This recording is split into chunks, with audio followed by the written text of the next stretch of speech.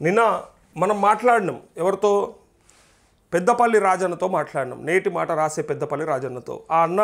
నిన్న మనం మాట్లాడినామో లేదో ఒక్కసారి ఆయన కళానికి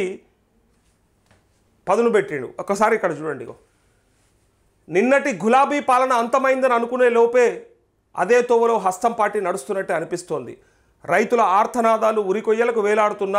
అన్నదాతల మృతదేహాలు గుండెలు పగులుతున్న రోదనలు మళ్ళీ మొదలవుతున్నాయి రాక్షస పాలనలో అరిగోసబడ్డ మట్టి జీవులు ఈ ప్రభుత్వంలో కూడా కష్టాలు పడుతున్నారు నిన్నటి కన్నీళ్లు ఆరకముందే సన్నటి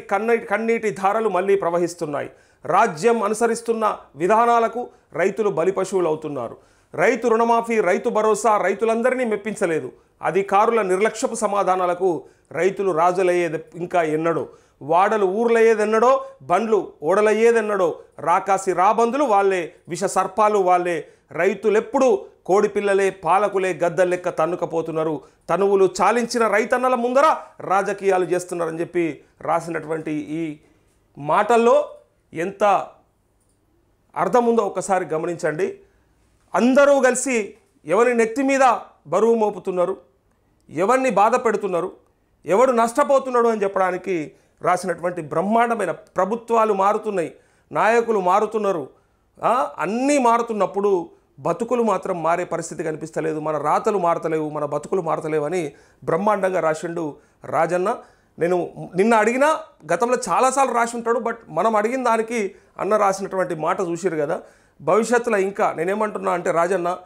నిజంగా చెప్తా ఉన్నా నీ కలము నిజంగా రైతుల కష్టాలను గనక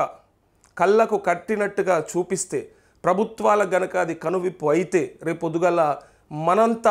అదృష్టవంతుడు ఇంకొకడు లేడు అండ్ మనం చేసినంత సాయం ఇంకోటి చేసినట్టు కాదు రైతులకి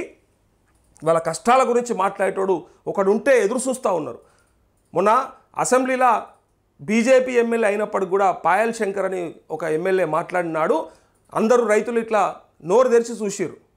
అరే మా బాధలు కళ్ళ కట్టినట్టు ఉన్నట్టు చెప్తా ఉన్నాడు అని చెప్పి ఆయన ఏ పార్టీ ఎమ్మెల్యే ఏంది పటీల్ అంటే రైతు రుణమాఫీకి రైతు భరోసాకు సంబంధించి రైతులు వాడే కష్టాలు గ్రామాలలో ఉన్న ఇబ్బందులు అవన్నిటి గురించి ఆయన కళ్ళ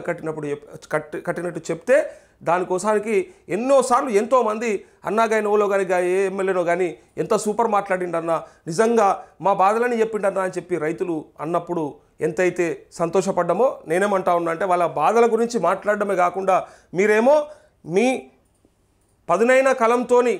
ఎక్కడ ఎవనెవనికి సురుకలు అంటియాలి ఎవనెవనికి సూదులతో గుచ్చాలి ములుగర్రతో ఎవరిని పొడవాలనో మీరు చూడండి దాని తర్వాత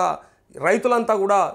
ఒక్కసారి అవేర్ అయిన తర్వాత చైతన్యం వచ్చిన తర్వాత ఇక వాళ్ళు చూసుకుంటారు రైతులల్లో ఎంతోమంది నాయకులు ఉన్నారు గతంలో కూడా చూసినాం ఇప్పుడు కూడా చూస్తున్నాం ఇంకా కూడా నాయకులు అవుతారు ఆ నాయకులే రేపొద్దుగల దేశాన్ని నడిపిస్తారన్న తప్పకుండా మీ నేటి మాట మా కోసానికి అప్పుడప్పుడు టైం కేటాయించాలని చెప్పి కోరుతా ఉన్నాను నేను